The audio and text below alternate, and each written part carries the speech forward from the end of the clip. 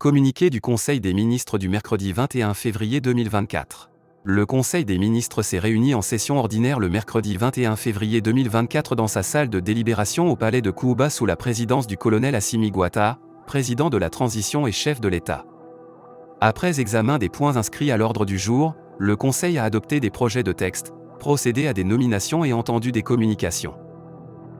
Au chapitre des mesures législatives et réglementaires, sur le rapport du ministre de l'Enseignement supérieur et de la Recherche scientifique, le Conseil des ministres a adopté des projets de texte relatifs à la création, à l'organisation et aux modalités de fonctionnement de l'Institut des sciences humaines.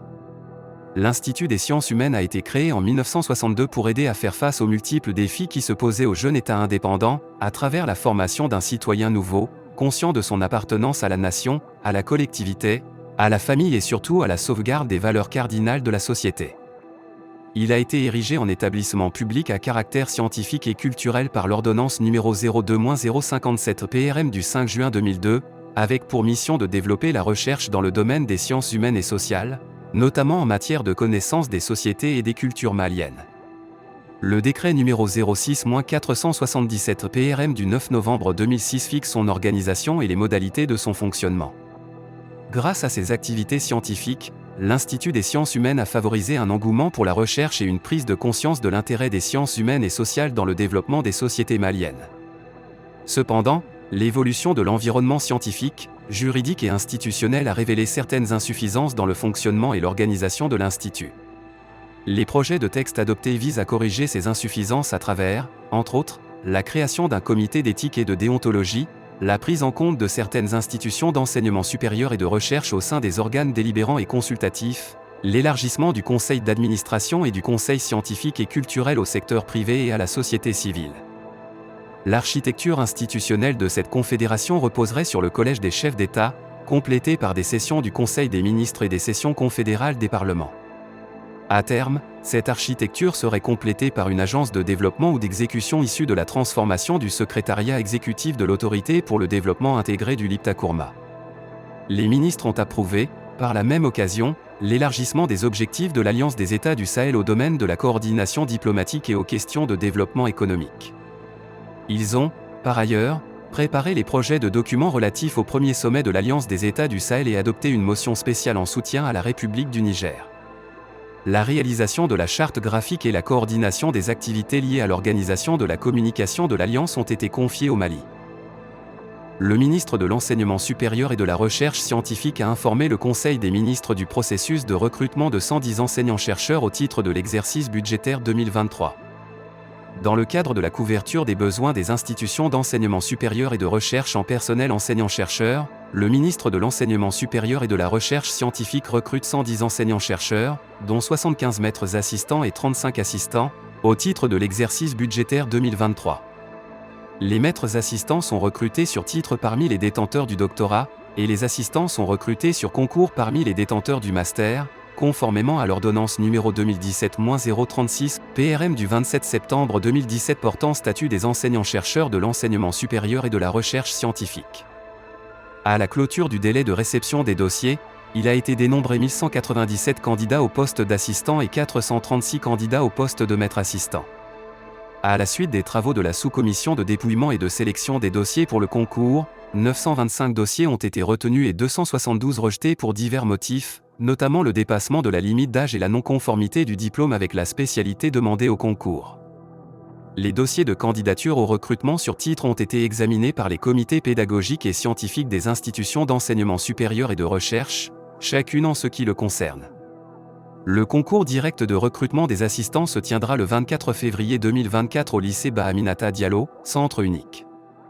Le ministre de la Jeunesse et des Sports, chargé de l'instruction civique et de la construction citoyenne, a informé le Conseil des ministres de la participation du Mali aux 13e Jeux africains d'Accra 2023, prévus du 5 au 23 mars 2024 à Accra, Ghana. Les premiers Jeux africains ont été organisés en République du Congo en 1965, et les 12e Jeux africains ont eu lieu en 2019 au Maroc.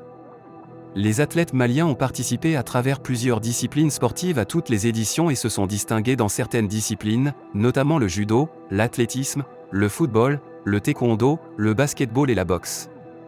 Les 13e Jeux africains d'Accra 2023 serviront de qualification pour 12 disciplines sportives aux Jeux olympiques d'été de Paris 2024. Le Mali participe dans les disciplines suivantes: athlétisme, basketball 3x3, handball, taekwondo, judo, cyclisme et boxe. Concernant la tenue à Bamako du Grand Prix hippique de l'Alliance des États du Sahel, les 24 et 25 février 2024 au champ hippique de Bamako, la Fédération malienne de hippisme et des sports équestres, en collaboration avec les fédérations du Burkina Faso et du Niger, organise ce Grand Prix avec l'accompagnement de Kangala Air Service. Partenaire du Grand Prix, ce grand événement est une activité sportive sous-régionale visant à soutenir la vision et l'élan patriotique des autorités des pays de l'Alliance des États du Sahel à travers une course de chevaux à Bamako. Les initiateurs de cet événement envisagent d'utiliser les valeurs du sport telles que la liberté, l'équité, l'égalité, la discipline, l'inclusion et la persévérance afin de promouvoir l'entente et la solidarité entre les peuples. Les chevaux retenus pour compétir sont les chevaux locaux et les pur sang de course, et la masse à partager est de 34 millions de francs CFA. D'autres récompenses en nature sont également prévues. Le ministre de l'Énergie et de l'Eau a informé le Conseil des ministres de la tenue de la 3e édition de la Semaine malienne des énergies renouvelables, prévue du 29 février au 2 mars 2024. Le ministère de l'Énergie et de l'Eau, en partenariat avec la Banque africaine de développement, a pris l'initiative de réaliser cette semaine afin de promouvoir les énergies renouvelables dans le pays et de sensibiliser la population sur leur importance pour le développement.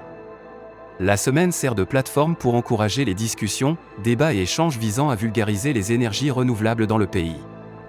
La 3e édition est initiée sous le thème « Promouvoir les opportunités dans le secteur des énergies renouvelables au Mali », avec la participation attendue de plus de 500 participants, 3000 visiteurs, 50 stands d'exposition, 8 panels d'échange à travers différentes thématiques et des rencontres B2B.